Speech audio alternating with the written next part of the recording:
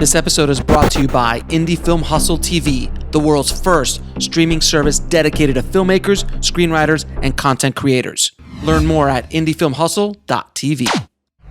I'd like to welcome to the show Jeffery Davis. How you doing, Jeffrey? Doing great. How are you? I'm doing great, my friend. I'm doing great. I really wanted to have you on the show because I need some wonder in my life. I need to track some of that wonder, and I need to use it to help me in my creative path, as well as not only creative path, but honestly, your soul's path in so many ways, just like your life's journey. So I have to ask you, how did you get started in this field of work? Yeah, this field of work of tracking wonder, right? It's the name of my company and consultancy. Like, how do you do that? So, I'll just start off briefly. We can talk about, more what is wonder and what I've come to discover about the nature of these experiences of wonder after 15 plus years of deliberate research into it. Currently I'm a strategist and consultant, and that's often been my line of work for quite some time. And over 15 years ago, I was researching another project related to creativity and the creative process. Came across a book, little known book of yoga philosophy. And it kind of really opened me up. And I'll just say briefly, that was kind of the moment of inspiration, because the commentary said something about the nature of reality might be like this ordinary waking world and this world of the interior world of the dreams and mind that we have. Mm-hmm. And when you can experience ultimate reality right here in this ordinary world, then you're characterized quite often by wonder or a sort of joy-filled amazement. And so when I read that was a moment of inspiration for me, because I realized I'd been looking for much of my life for those sets of experiences where you feel fully alive and like this is it in this ordinary world without having to seek transcendence or some other reality. Yeah. So that was a moment of inspiration. I then devoted a lot of my work toward researching and taking some deep dives into these experiences of wonder. This is 2004, so there was very little science of wonder available. So I didn't know that there was any period. There was actually some science of awe just starting. And so I was talking with some of those psychologists, like Dr. Keltner at a UC Berkeley, who actually confers with Pixar Studios on the science of awe now. So there was a little science of awe, but very little, yes, on the science of wonder. And but I was taking some deep dives in some other areas, trying to make some connections about wonder, kind of an intellectual journey. And then a few years later, after experiencing just a set of personal adversity, within a year of my wife and I getting married and buying our dream house, farmhouse in the Hudson Valley of New York, we had a house fire. I had Lyme disease. The fire put us out of our house for 15 plus months. We ended up having a baby in that 15 months, our first baby. There was just like a number of things that was just like a domino effect. But I did what I did, and I got really curious about what was going on with me in tandem with my explorations of wonder. So this is kind of the defining moment, to your question. This was a set of inflection points for me. In that period, I got really curious about the relationship between our experiencing adversity, constant challenge, constant change, and whether or not experiences of wonder could help us not only navigate that adversity, but ultimately flourish in that adversity. So I committed a lot of my research and a lot of my delivery to my clients with that framework in mind. And I'll just say in brief, part of my discovery and part of the premise of the book Tracking Wonder is that when we look at what I call fulfilled innovators, people who have really contributed to their fields, but who describe their lives as being fulfilled, not burnt out. Their surprising advantage is not necessarily 10,000 hours of deliberate practice or grit or wealth or some DNA genius talent. It is actually they have maintained an abiding sense of wonder.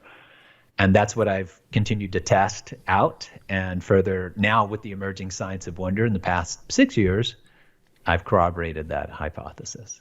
There's one director that I always look at that has that sense of wonder. Is that Steven Spielberg? Oh, yeah.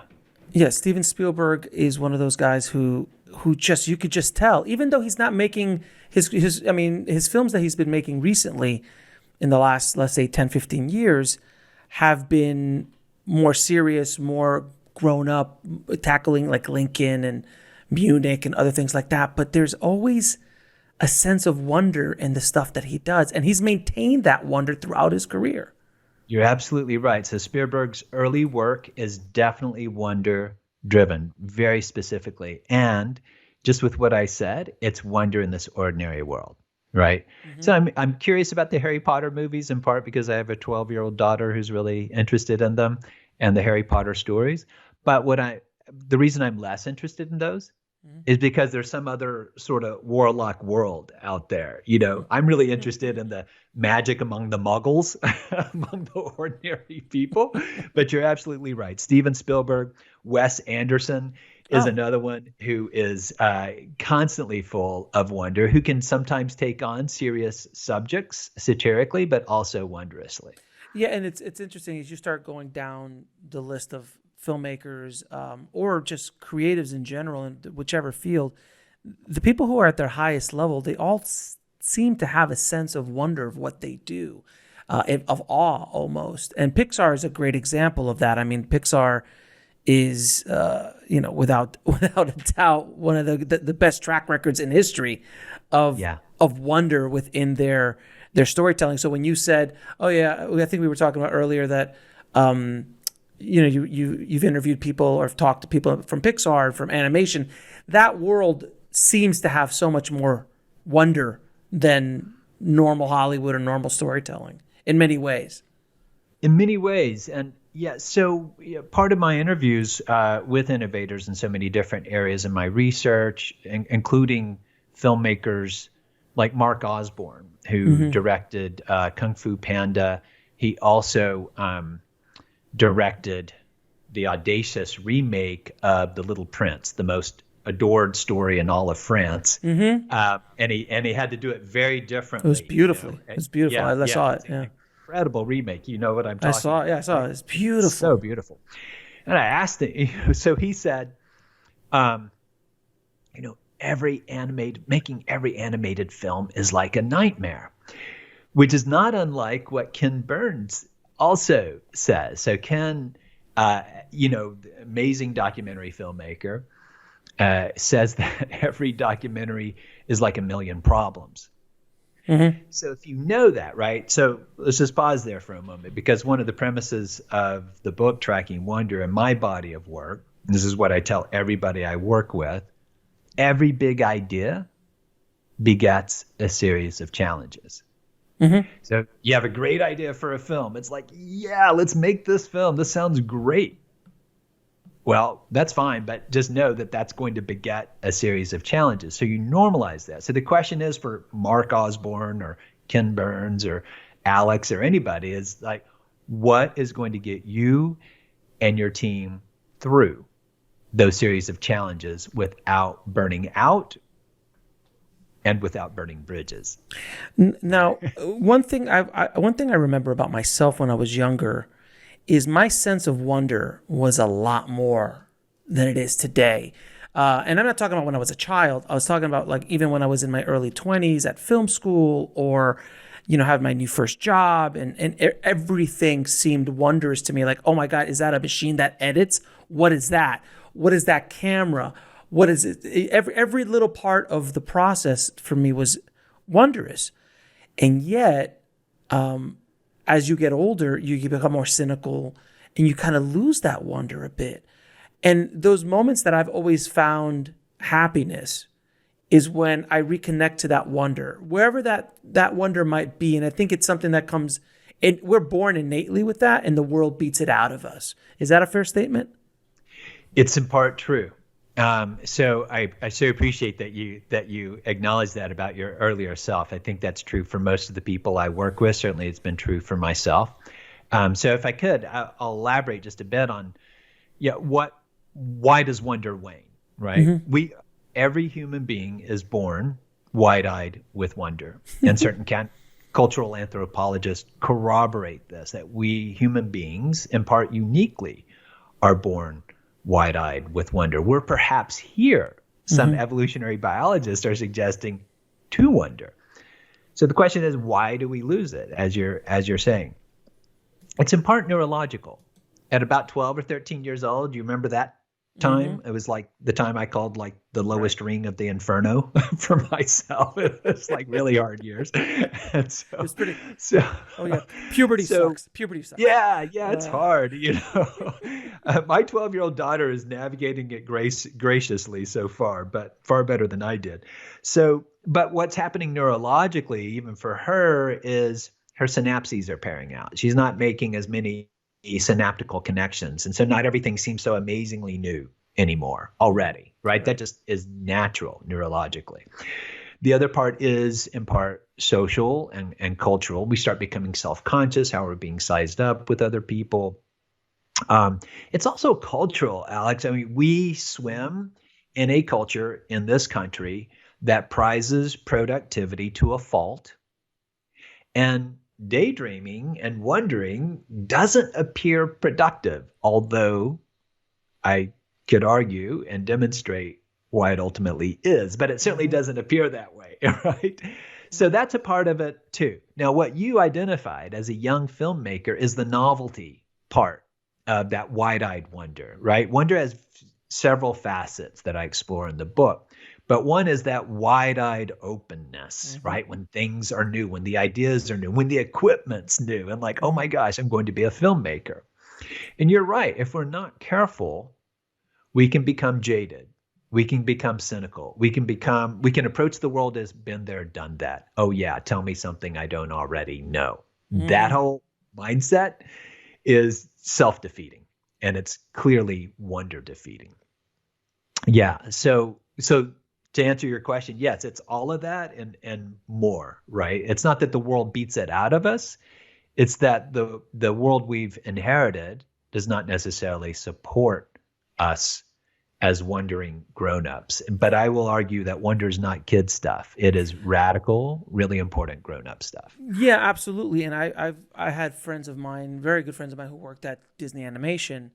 And I would walk into Disney Animation and I would just see people playing video games. They would have like full rooms set up with video games and arcades and whatever, basketball nets and things that are absolutely nothing to do with productivity, because it allowed their juices to flow and allowed that, I guess, sense of wonder, that creativity to come through. And when I saw that, I was like, this is amazing. This is remarkable. And now they have that in the tech companies, in the Google and Apple and those, they have those kind of environments now where it's not the cubicle, sit down, do your job 9 to 5. Yes, those worlds exist, but those companies I find aren't nearly as productive as, I just mentioned it, Google, Apple, Disney. These are top of their industry kind of companies, and they're letting their employees just kind of goof around, quote unquote, goof around, but they realize the benefit of allowing yourself, even if you're working at home, allowing yourself time to wonder, time to reconnect with that child. And I go back to Spielberg because he said it so much. I've talked to so many people who've worked with him over the years, and they said it's like seeing a child on set. And a lot of these big directors, a lot of these big screenwriters and filmmakers and other people in other fields, they seem to be able to connect to that at will, and that's their superpower. Boy, you just said it. So I love that you're making these connections. Ron Howard, I think, is another one Oh, I've heard as well. love right?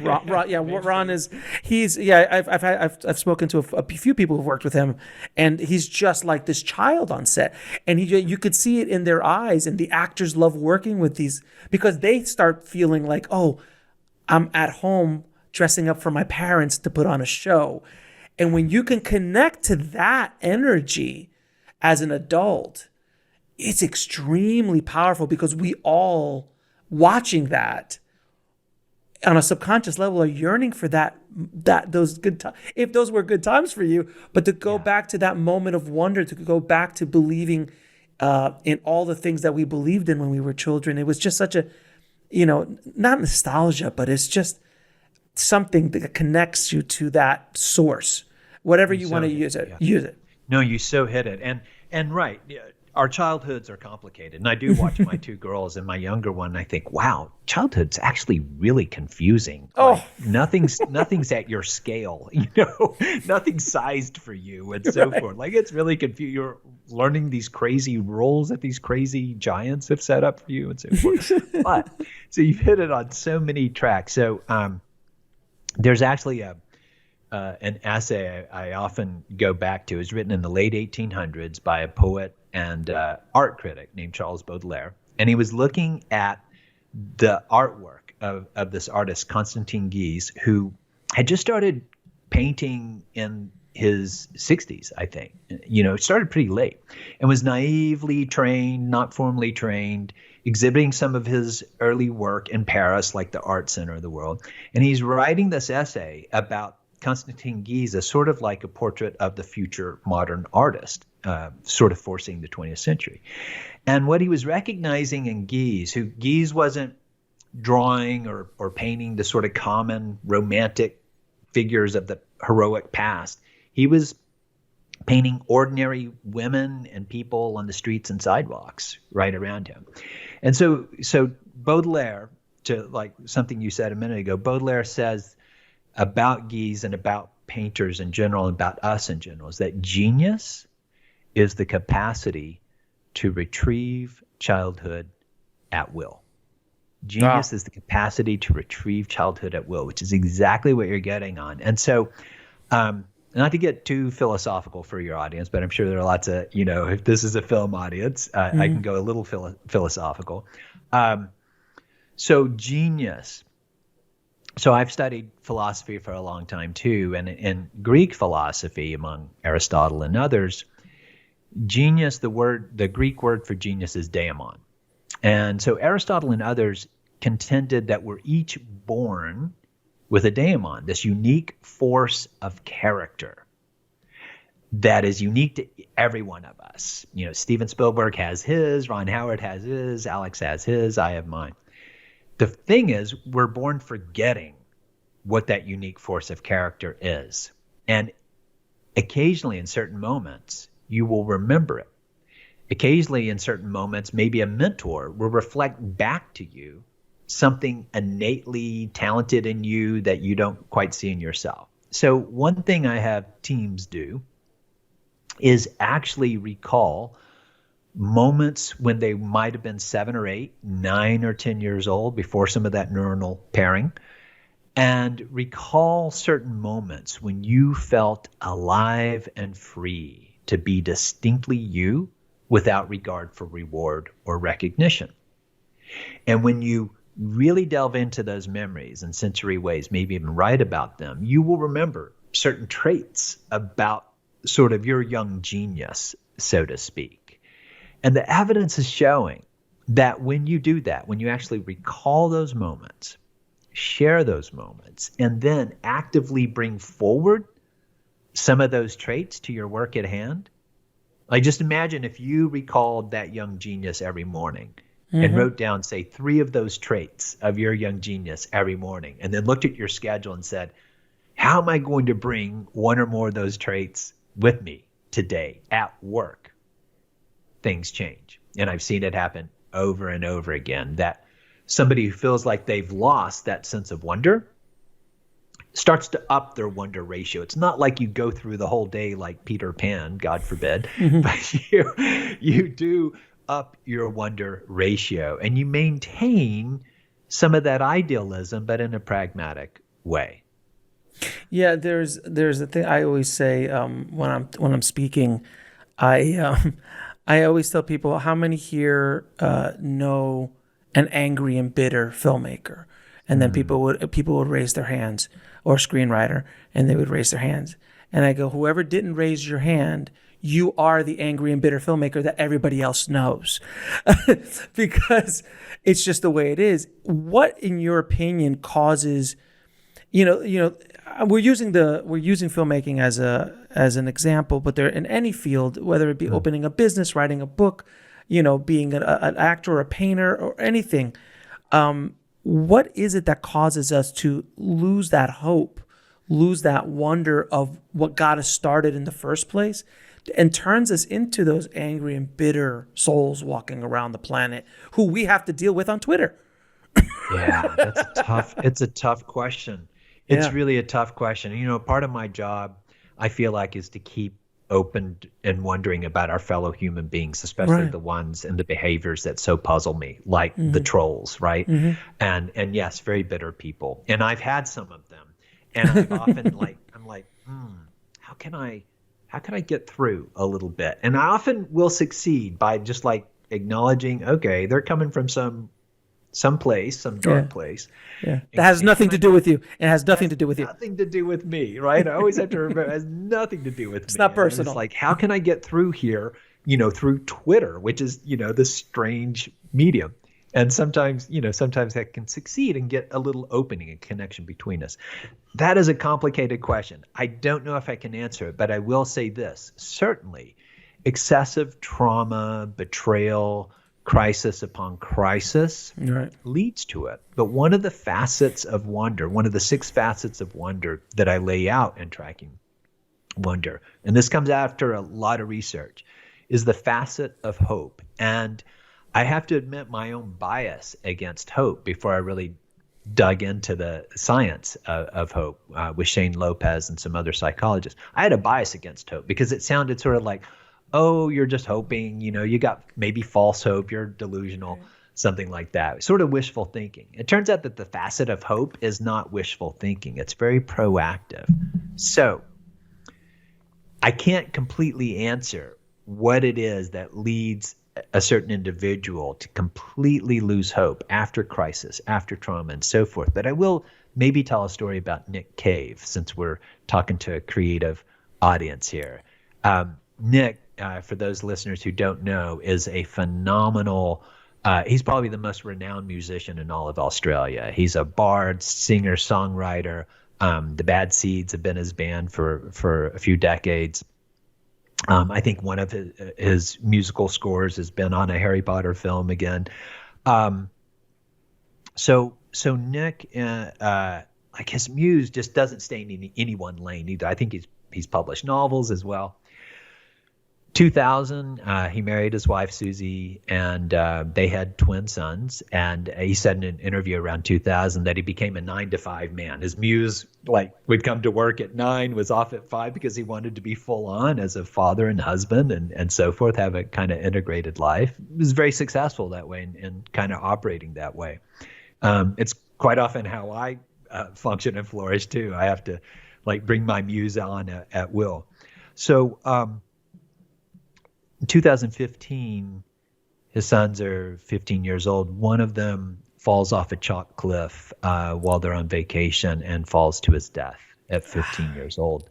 And as somebody who's a father of a 12-year-old and a 7-year-old daughter, that is just, I can't really fathom what he went through. So what possibly gets us out of that crisis, out of that darkness when the world has gone so bleak and dark? And as it did for him, as you can imagine, and for Susie as well, he said he was just completely off-centered and completely, of course, self-absorbed, like they couldn't just imagine why this happened to them.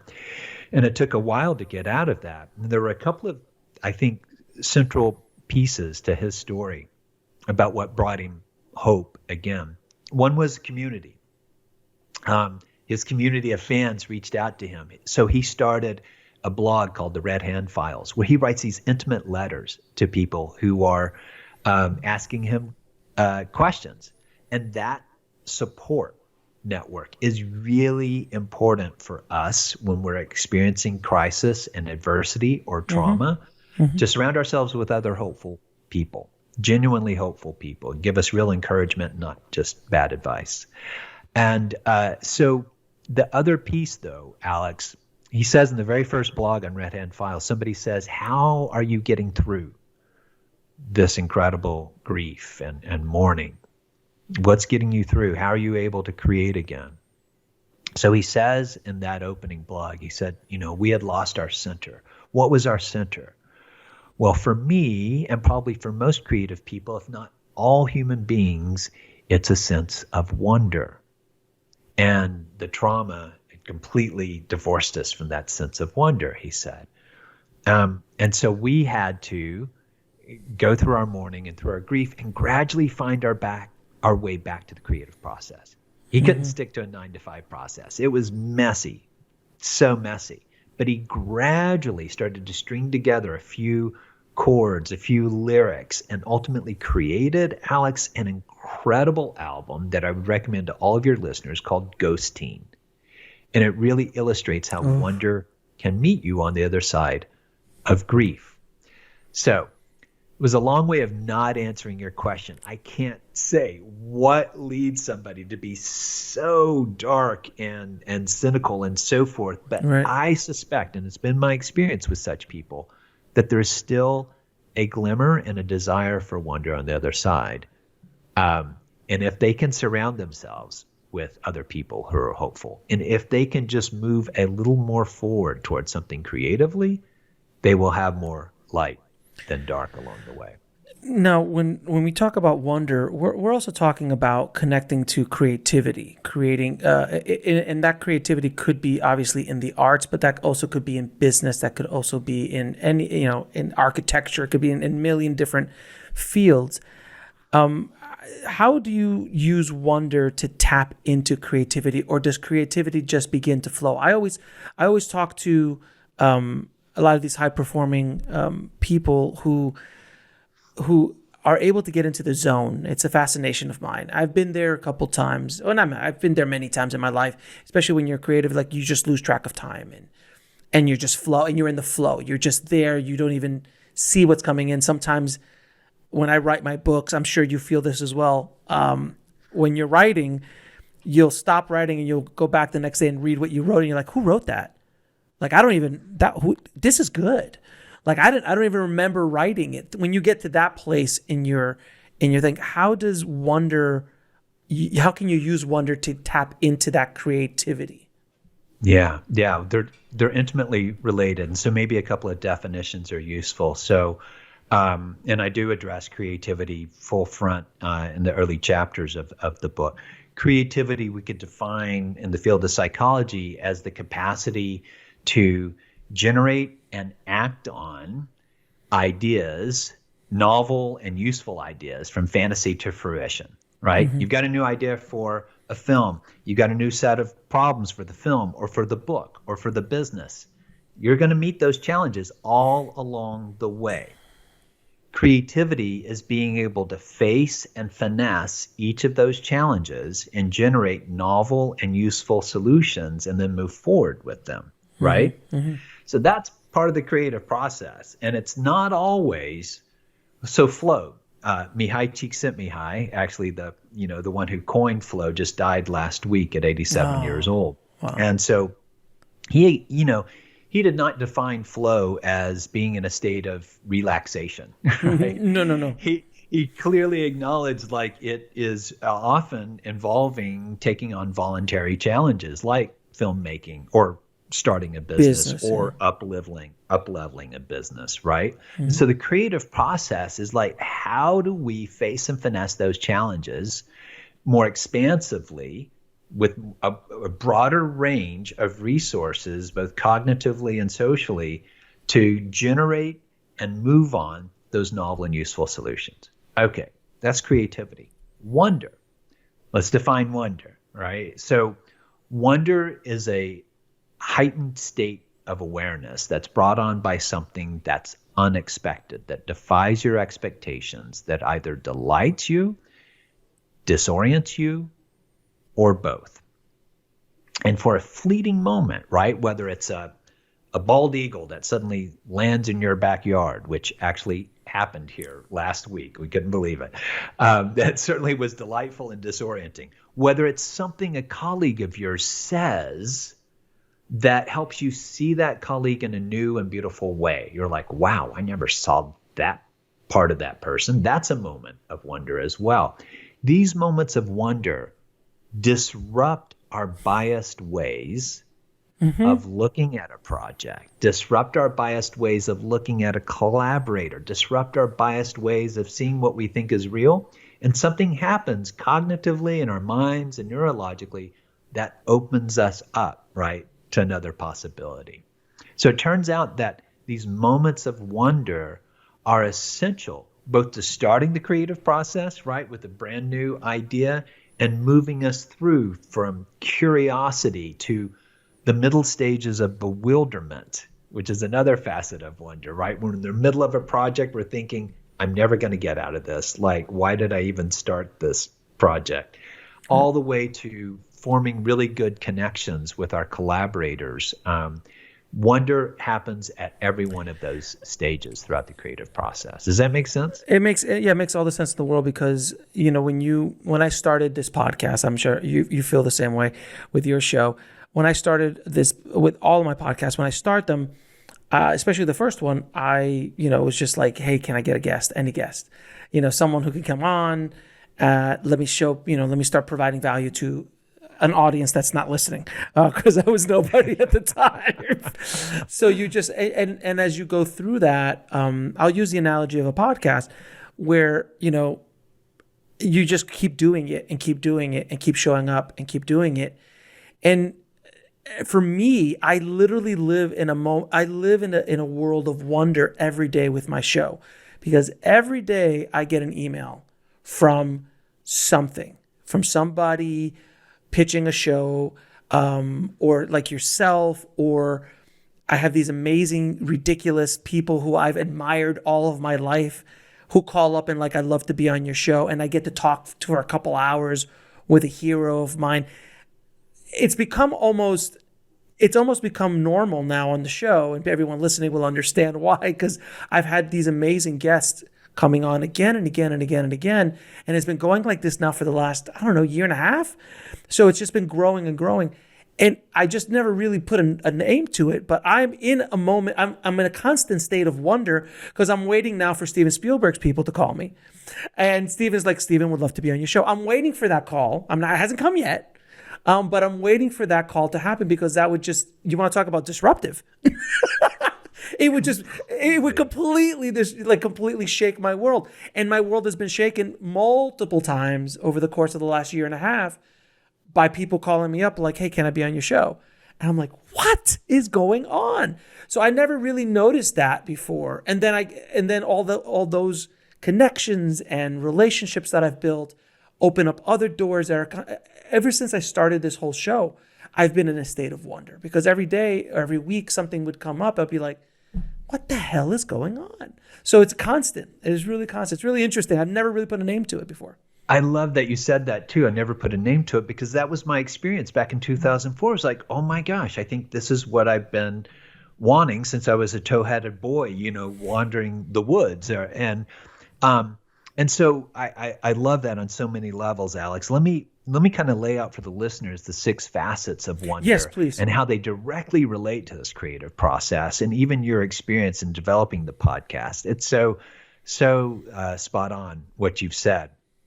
I think of these 6 facets in 3 pairs, and the first pair are openness and curiosity. So openness is like what I call the wide sky facet of wonder. It is that radical openness to possibility that we want to foster, particularly at the onset of a new idea, a new chapter in our life, when we just want to be, we want to reclaim that sort of wide-eyed wonder that we were talking about.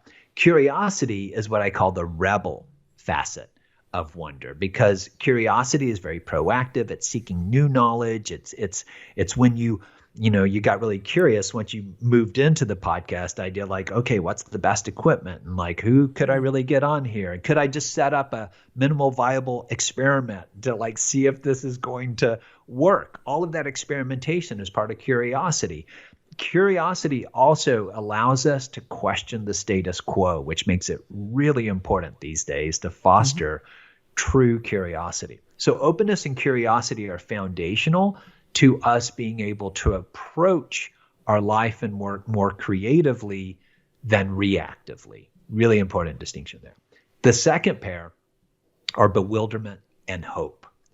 And this pair, so bewilderment is what I call the deep woods facet of wonder. This is when we get into that world of confusion. It's what much of the globe, frankly, has experienced for the past year and a half since 2020, is a state of bewilderment. And if we're fortunate and we can put language to it, then we're like, okay, this is a normal state. Can I actually fertilize this confusion instead of pathologize it? Can I bring some curiosity forward into the deep woods?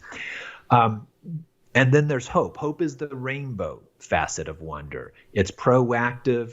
It is when we set our sights on just sometimes small near future goals. And it's where we do deliberately daydream to foresee a better possible future. And I saw a lot of literature on this during the pandemic that was actually advocating some deliberate daydreaming. Those two facets, bewilderment and hope, are essential for us developing resilience without hardening up, right? Grit without burning out, right? Really, really important for us in our well-being, our mental and physical well-being. The third facets are connection and admiration. These, I think, may be the most important facets of wonder for our times. And they're not what we typically associate with wonder. But connection is what I call the flock facet. It speaks to our yearning to sync up with one another on a film crew, right? And a dance troupe and a band, or just on a team of collaborators. And it's where we really can experience wonder with one another when we're feeling supported and buoyed and encouraged among one another. Admiration is the mirror facet of wonder. And the actual root, the Latin root of the word, I'm kind of a word geek, the root of the word admiration is M-I-R-A, which is Latin for wonder. It is a part of wonder. And it's kind of like what you feel for Spielberg is what I would call maybe a surprising love for someone's excellence in craft or in character, or both, right? It's like, wow. And it wakes something up in you that's like, oh, I want to show up a little better in my character. Right? Oh, that's a very big understatement, my friend. Well, what I would say too, possibly for you and your experience with your podcast, is that it's possible that you have, and I mean this in a very genuine way, perhaps you've seen yourself differently too in the past year and a half. Like you've recognized some things and you're like, whoa, like I can show up and do, like, why are people coming to me? Like there must be something they're seeing in me too. That all has to do with the facet of admiration. So I hope that was helpful to you and your listeners. No, it was, without question. I mean, to show up with, I love that you said that, like to show up a little bit better. I promise you, with Mr. Spielberg shows up, it's going to be a different conversation. No offense, obviously, with anybody else I speak to, but I'm not. The funny thing is, I'm not the only one. I mean, there's a generation, of people who were raised with his films, and he's one of the most famous human beings on the planet who's not a star in front of the camera. He's like Hitchcock. He's like one of those names that people know. So, as for a film, I mean, and in every field there's that. In every field, if you're in the tech world, you want to talk to, Elon Musk or Jeff Bezos or any of these guys who start up these things. So there's always somebody for everybody. Can I one up the Spielberg thing? Well, obviously, and kind of speak to what you said, like I didn't have a word for it, right? Wonder. So just to one up Spielberg, when you were talking about like you didn't have a word for wonder, I recognize too that before I had a word for it, when I look at the people I was drawn toward from my teenagehood, like why was I drawn toward these musicians? What was it? When I look at Spielberg that I was drawn to, starting in the 90s, I recognized it was that element of wonder in his films. And I realized when I was really looking into Spielberg's history in his films, I thought, I remembered when I was a boy, I saw on television his first student film, Duel, with I think Sam Weaver. Yeah, it wasn't a student film, but yes, it was his first. It was a TV movie. It was a TV movie. It was a TV movie. That's that why it wasn't supposed to go anywhere, but it was so good they released it theatrically because everyone was like, "What the hell's going on?" What is that, right? He completely just like changed everything. So, yeah, but I do remember like my early fascination with Spielberg, and later I realized it was like, it was his sense of wonder, right? Even in Schindler's List, right? That use of color was in part his sense of where's the wonder amidst this devastating story. Yeah, and even in his later work that he's doing now, there's still senses of wonder. Even in Lincoln, and absolutely, there's just a different. It's just it doesn't all have to be Peter Pan, running around. It's really interesting. I have to ask you, why do you think that wonder is looked at as being so childish? That daydreaming is looked upon being so childish. I know specifically here in the States, but I think worldwide, there's a little less variations depending on what country you're in and what culture you come from. But generally speaking, I don't know at least of any cultures or countries that are just like, what you need to go do? You need to just go daydream. And that's not something that happens. So actually, why is it? I've spent some time in India, and so. And I referenced there wasn't a lot of science of wonder in 2004. So I went to the philosophers, I went to the wisdom traditions of the East, and I went to the poets, and I've published collections of poetry. I went to all those sources because they, of course, were advocating wonder in many ways because they got it, they understood it. There are certain cultures that actually will promote at least a wondrous state of being more so than others. I can speak specifically to the one that I have swum in all of my life and inherited, and that's this one, specifically in the United States, and part of the cultural heritage that we've inherited, whether we're part of this lineage or not. It in part goes back to, in this country, to a sort of Scottish-Irish heritage related to the Protestant work ethic. Part of that lineage, considered idleness the devil's playground. Yeah, idle hands is the devil's. Yeah, the devil's playground, right? And so, I dug into this more. In Scotland in the 17th century, there was an illness called the wonders. That was characterized by sort of numbness and just sort of gazing, sort of being in a stupor. This is part of what we've inherited. Like you can imagine, right? A boy out in the field and he's daydreaming and they're like, oh, look at that lad. He's not going to amount to anything, right? But he turns out to be an innovator who may make labor conditions even better, a generation later from his daydreaming. So in this culture too, so I've been looking at the history of work as we're questioning the nature of work now at Tracking Wonder. Been looking at the history of work and a fellow named whose last name was Taylor in the turn of the 20th century, started to be one of the first organizational consultants, so to speak, who later influenced Henry Ford and others. He was determined. He gave a talk in 1903 where he's like, there's hardly a laborer alive, in this country who's not always trying to scheme or figure out some way to make it appear as if he's working more than he actually is. Right? So. Then there was this whole perspective that to be a successful company or a successful business, you needed to treat human beings as as units of labor, right? And your virtues were discipline, control, and speed, right?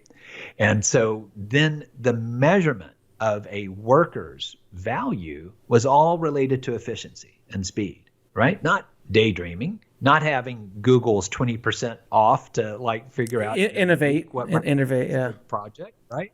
So this is all of what we've inherited, and it's certainly what we're questioning. It's certainly in part what the pandemic and other elements of the past year and a half have started to make us question. But I can't help but tell you a recent story related to film that illustrates this point, and part of its heritage in Ireland. And part of my heritage is from Ireland and Scotland. So apologies to any Irish listeners, but they'll appreciate it, I think. So my daughters and I recently watched 2 films last week, both set in Ireland. One was Billy Elliot, and the other was Sing Street. Yeah. You know those both? Right. Mm-hmm. They're both set in Ireland. They're both and they're both of Billy Elliot is a great illustration, right? He's in Ireland, his father and his older brother involved in the labor wars, trying to get better conditions for labor. And here's Billy, he's wanting to dance. To dance and to dance ballet, of all things. Ballet, right? Yeah. And so, but it is a beautiful story of just what we're talking about, a culture that does not support wonder. And yet the most beautiful aspect of that story, of course, is how the father ultimately recognizes the beauty of his son's dancing and why it is how he really needs to flourish. So it's a long way of answering this question, right? That we just inherited some of this paradigm, right? That reduces wonder to child's play. The other thing is what we have to do, I would argue, Alex, is then test ourselves and our own minds and disrupt our own default assumptions about wonder, about ourselves, and about each other, right? To just kind of check in and say, yeah, what is my view of wonder? Could I actually see some parts of myself that are really hungering to be more creative, more imaginative, more caring in my relationships? And have I kind of boxed myself in over the past 10, 15, 20 years, right? To kind of disrupt my own default assumptions and not just blame the culture I've inherited. Yeah. And that's the thing. You could imagine me speaking to my father, who's a Cuban man who worked in a factory, and I'm like, hey, I'm going into the film business, and it's like, what? And to this day, vaguely understands what I do. 25 plus years later, and he's been on set with me, and he's like, I don't know what he does, but everyone listens to him on set. So it's a great example, right? And so many people I've interviewed too, right, who often come from first generation immigrant families, right? Face that conflict, right? Like, wait, we didn't come here to the United States for you to become a philosopher or a musician or something like that. It's crazy. I mean, if you look Steve Jobs, who created one of the biggest company in the world, who arguably was very full of wonder, and he complicated gentleman to say the least, but he definitely had vision and was tapped into stuff that nobody else was. No one else saw a lot of the stuff that he saw, and he saw it 5-6 steps before anybody else did. One of Jobs's most common, consistent muses was the 18th century poet William Blake. And Blake, I can't recite it unfortunately right now. I used to a long time ago, but Blake and some of the poems that Jobs would carry around were sort of like being able to see eternity in an hour. Right. Blake just had these visionary poems really of being able to see wonder. Blake would talk about how most of us human beings experience reality through narrow caverns, right? But we occasionally can break out of those caverns of reality to experience infinity in the present. Yeah, and the other book that he had, the only book he had on his iPhone, an iPad when he died, was Autobiography of a Yogi, by Yogananda. So that's, talk about wonder. That book will mess you up in the best way possible, without question. Now, in your book, do you have some examples of people using wonder to kind of build lives or to do extraordinary things? In every chapter. So there are 6 facets of wonder that I laid out for you. There is an unchapter. There is an unchapter that we intentionally did not number that actually the designer surprised me, it sounds true, and published Sideways. There is a Sideways chapter where you actually have to read the book sideways, right? And they did just some incredible work design-wise. And so that's the chapter on Your Young Genius. In Your Young Genius, I talk about Arianna Huffington. In other chapters, and another one I talk about Tracy Fullerton, who's an amazing innovator in video games. Nick Cave, I recount part of that story in the chapter on hope. But there are both what I would call exemplary geniuses of creativity whose stories I tell in a variety of industries, and everyday geniuses of creativity. And these are people in our international community at Tracking Wonder. They're people I've worked with. They're people like Evelyn Asher, who is 80 years old, who is still working hard. And she reclaimed her young genius just a few years shy of 80 years old to completely revive her business, right? Wow. And it's those everyday geniuses of creativity over the years who've taught me so much about the real applications and the real necessity of wonder in our times. Now, what are some tools or exercises that creatives, filmmakers, screenwriters, anybody listening can tap into that sense of wonder? If you've become that angry and bitter person, how do you get out of the darkness? How do you see the light, Jeffrey? Wow. Okay. No pressure. How do you come towards the light, Jeffrey? No. Yeah, no, I appreciate that. So the book, actually, every chapter also includes some specific tools. And I try to be very generous in that aspect as well. And we can start actually, sort of foundational practice is what I call DOSE, D-O-S-E, that then we can apply very specifically. So D is detecting your default pattern of thinking about something or of reacting to a surprise or challenge, right? So your default ways of trying to solve a problem or advance a business or think about your podcast. Can you detect what that default pattern is? Can you detect your confirmation bias? And can you just kind of feel, right? So O stands for open up, pause, and just feel that reaction or that default pattern. And then S stands for seek out wonder, seek out some different possibility. And I'll give you some examples in a moment. And then E stands for extend, which means to really appreciate and reflect upon whatever possibility or moment of wonder or surprise that you actively sought out. So this can go to the level of how you shape your days for more wonder and openness on a daily basis. Your default pattern in the morning. Many people I know check their phones first thing in the morning for text and emails. It's just like a default addictive thing. That's detecting the pattern. And when you notice that, just like detect it, open up to it, like, oh, how does this feel? Like, not so great. Like, it puts me in a state of reactivity, and I'm just allowing other things to stimulate my curiosity instead of me directing it.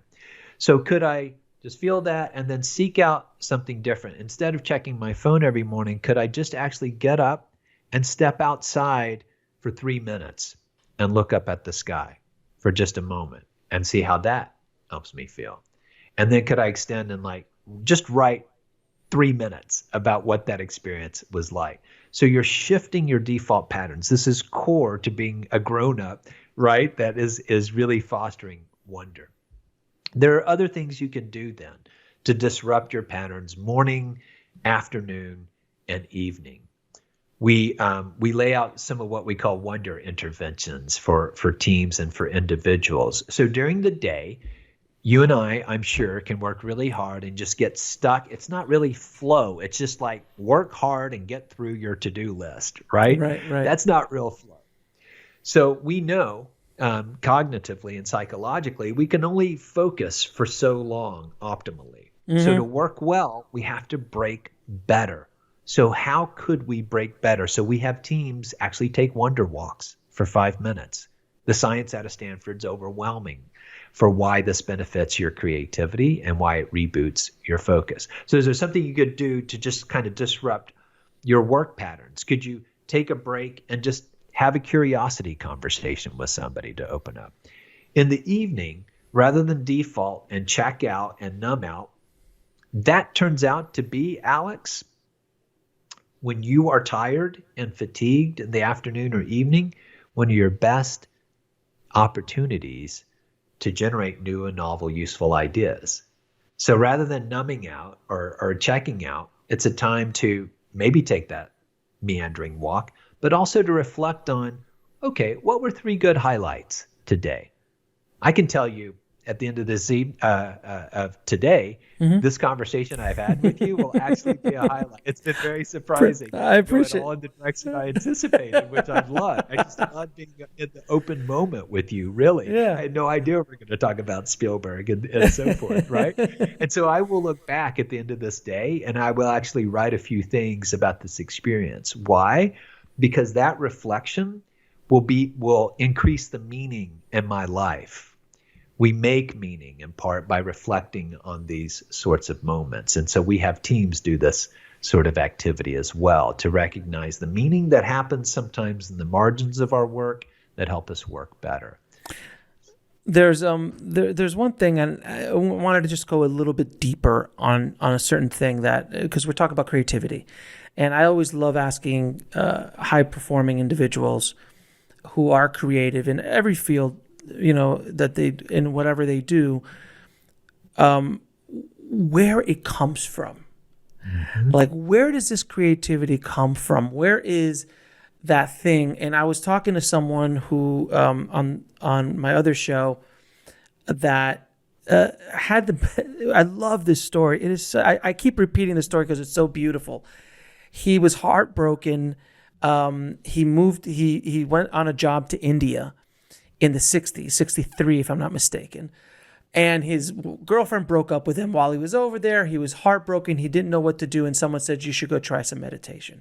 And he goes to this ashram where this yogi is teaching meditation. And he gets to the front door and he's like, I'm here to learn meditation. I'm sorry, the ashram's closed. And he goes, why is the ashram closed? He goes, the Beatles are here. And I'm like, and he's like, what? He's like, yeah, the Beatles are here. And we're closed. He's like, and he tells him the story. He's like, look, I can't let you in now. Why don't you just stay? I'll bring you food and you can sleep in one of our tents outside the door. And he did. He stayed there for 8 days until finally, like on the 8th day, he would just stay there because he had nowhere else to go. And he was obviously needing of help. They let him in. They go, come in. I'll teach you how to meditate. They taught him how to meditate. They taught him TM, meditation. And then right after, he was full of this amazing, euphoria after meditating for the first time. He's going out and he goes, go meet the others at the table. And he's walking and there's John, Paul, George, and Ringo with his wives and girlfriends. And as he's walking, he's still in a blissful state, but his heart rate's starting to go faster and faster and faster. And he's starting to realize, as he's walking towards it, like, oh my God, it's the Beatles. And for people listening, the Beatles in 1963, 64 were the most famous human beings on the planet. Everybody knew who they were.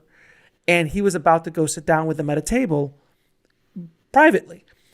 And I never forgot what he said. He said the little voice inside of his head, and you can say wherever it came from, but the little voice inside of his head said, hey, calm down. They're human beings. They fart and are scared of the dark. Completely. And they all think they're imposters.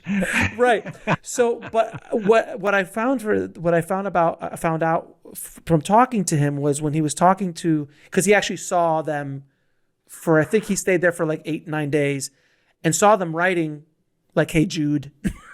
And like an album of theirs. I forgot which album it was. I think it was after Sgt. Pepper. I'm not sure, but it wasn't the White Album. It might have been the White part of the White Album. I don't remember, but it was like these amazing songs, and he was just there taking pictures of them.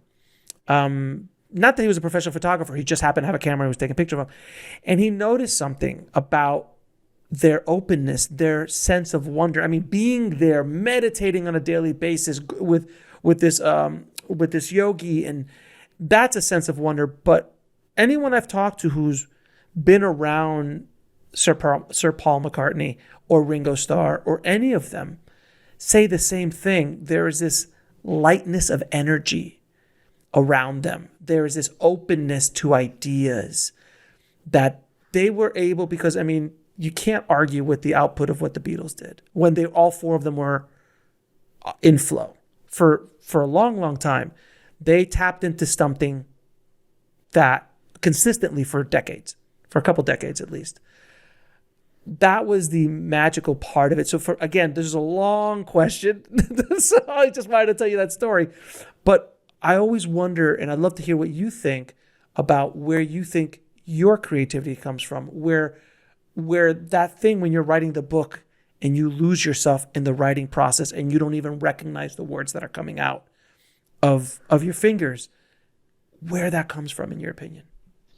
Yeah. So I actually want to demystify flow and creativity a little bit, because a lot of my process in writing this book was like pacing, talking to myself, sort of like knocking my head up against the wall, all of which I would describe as part of flow. Mm-hmm. Okay. So, so inspiration, the root of which is like to be breathed in, to breathe, right? And so, yeah. So your question was like, what are the origins of well, the muse? Like the Greeks the used muse. the Greeks used the muse, that the muse would come in and whisper something in your ear. Yeah. But there's people that I've continued to study over my work over the years and I've been studying high performers since I was in high school. I've been reading books about, and all of them even scientists seem to be able to tap into that well effortlessly for a period of time. Not many do it for their entire life, but for a period of time, moments, they're able to tap into that. What is that thing? I teach a course that like 8,000 people have taken around the world called Deepen Your Focus and Flow at Work, right? So it's incremental. I don't know what the source of that sort of spark is, because I think it can be so defeating for people who don't necessarily experience that to sort of chase after it.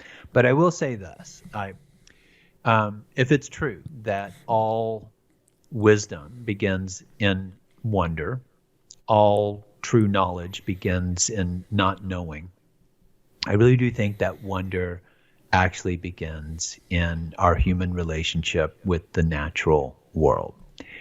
I would contend that it is our human capacity to be attuned to and to actually perceive patterns in nature, including Steve Jobs and others, that actually gives us some neuronal, psychological, soulful, spiritual networking, right? To be able then, in those seemingly magical moments, to come up with some new inspired moment that then we can act upon. Yeah. Now, for me, over the years, and the people that I work with who are high performers, they ultimately learn to set up conditions to be able to create at will, to retrieve their childhood at will. You know what I mean? And that can be so individual. How do you work with the constraints of your life circumstances? But how do you shape time? How do you redirect your attention? How do you create 90-minute blocks where you, like, everything else is gone and your mind is fully focused and in flow? Though that requires usually some setting up of conditions to make the muse appear at will.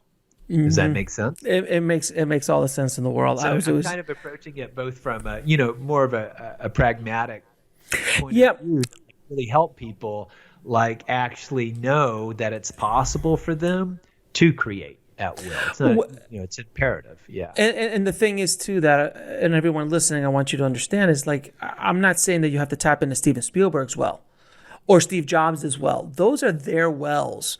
That's their flow. That's the thing that they get, that they're able to tap into. You need to find out where yours is and how to tap in yours. And now we're getting really deep, but sometimes, and Spielberg said this so beautifully, and I think I have a Prince story too that illustrates this as well, where Spielberg says ideas float around the universe. And when they come, they'll come to you. If you don't do something with it, it will leave you and go somewhere else. And that he's had so many times where an idea has come to him. He's like, nah, I won't do that. And like a week or two later, someone's announcing that exact same idea. Like, why is it all of a sudden we had Armageddon, Deep Impact, all these movies show up at the same time? Why did, the exact same sort of volcano movies all of a sudden became hot? Or there was something that popped in all of us. And Prince, I had heard this wonderful story about the late, great Prince, who said he would get, I don't know if you know this or not, he has 8,000 songs done that were in a vault through his life that never got released, ever got released. So he has an album up until the year 3000. He'll release a new album up until the year 3000. He will be releasing music. That's who Prince was. But he had people on call all the time when the muse hit him. And he one day called up one of his backup singers and said, hey, what are you doing? He's like, Prince, it's 3:00 in the morning. He goes, yeah, I need you to come down. We need to record. And she's like, but it's 3:00 in the morning. She's like, I got to get this out because if I don't, Michael Jackson's going to take it.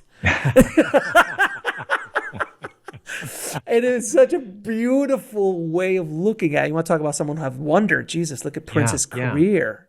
But people like Prince and others, they pay attention to their innate capacity for those sort of goldfish ideas. We all have that capacity, and we all can retrieve that capacity. And there are different tools, meditation being one of them. Huge. Constantly, every day writing in the morning just to see what is in that murky mind. These are all ways of learning to be in wonder with one's own mind. It's a mystery, the mind is.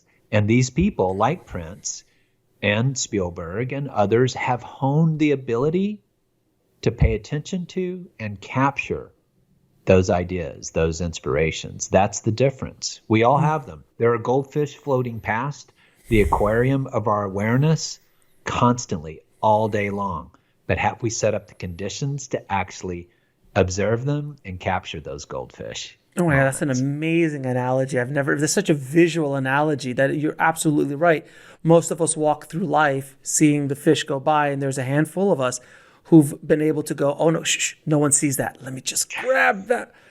I better capture it now because it's going to swim away before I'll forget it. iPhones, okay? We'll do iPhones. Jurassic Park, okay? That'll be good. Things, because how is it that nobody on the planet thought of an iPhone? Yeah, right. Nobody on the planet thought of an iPhone, and they had the biggest and the brightest minds in the world thinking about stuff like that.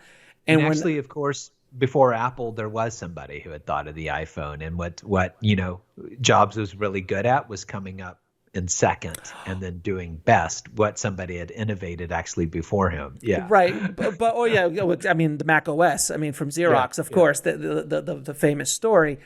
But the ability to take that goldfish and then repackage it and rebuild it and redo something with it, and there was a kernel of an idea there. But how many people walked by the Xerox labs and saw that technology, and actually the owners of Xerox saw that technology and said, And that inspiration is only about 3% of the whole creative process. Correct. Right? The other 97% requires ongoing experiences of wonder to move you through from that inspiration to like, is this going to work? Who do we bring on board? You see what I'm saying? It's like that's what requires ongoing experiences of wonder to get you through all of the hell that I know they experienced in finally making the iPhone work. Yeah, exactly. And as a writer, I found that, and I've talked to so many writers over the years and authors. For everyone listening who wants to write, wants to be a creative in whatever field, they are able to turn on the muddy water, and they have to let the mud come through first. And you just have to write and write and write and write and write, because if not, once you have that, then the mud starts and the water starts clearing up little by little, and eventually you can drink it. Completely, yes. It's what Annie Lamott calls the SFD, or the shitty first draft. You just have to. Gotta get it out. Gotta get it out. Gotta get it out. It's so true. Now I'm going to ask you a few questions. I ask all of my guests. What is the lesson that took you the longest to learn, whether in the film industry, in your industry, or in life? The longest lesson to learn. That's the question. Mm-hmm. What is the longest lesson that you've taken you to learn? Like the universe kept beating you with it, and you were like, "Nope, the I'm not." Beauty of patience. That's mine. That's it. That's mine. Yeah. Yeah. It's taken me. I'm still learning that. I'm still learning that lesson. Yeah. What advice would you have for somebody who wants to find that wonder, wants to be able to connect to that creativity, and is having trouble? I would say recognize that wonder is the most pervasive yet evasive emotional experience we have. It's all around. And the first thing you could do is actually relax your eyes from hunting so much information, to step away from a screen and actually just let your eyes rest and pause, and then gaze upon something very ordinary right around you for just a few breaths, just to really let your eyes gaze, and then maybe praise. Maybe just find the words of praise for that doorknob or the window pane. Whatever it is, really, I could almost promise you, if you do that, if you pause, gaze, and praise, something's going to shift for you. And you say, oh, yeah, actually, there are moments of wonder that pass by me potentially every day. Jeffrey, it has been an absolute pleasure talking to you. Thank you so much for writing the book and making me think about wonder a little bit more than I normally do, and actually being able to put a name to what I've been feeling these last years, and hopefully I can tap a little bit more into that myself. But thank you so much for what you do. And where can people find the book and find out more work about what you do? Yeah. Well, first, thank you, too, for the conversation. You really do illustrate that wonder can happen in a conversation. It's one of the most beautiful places where wonder can happen. So Tracking Wonder, Reclaiming a Life of Meaning and Possibility in a World Obsessed with Productivity comes out with Sounds True, probably by the time this airs. And you can go to trackingwonder.com. And you also can go to trackingwonder.com/podcast bonus, and we'll have a couple of bonuses for you. Awesome. Jeffrey, thank you again, my friend, and be well. Thank you, Alex. Take care.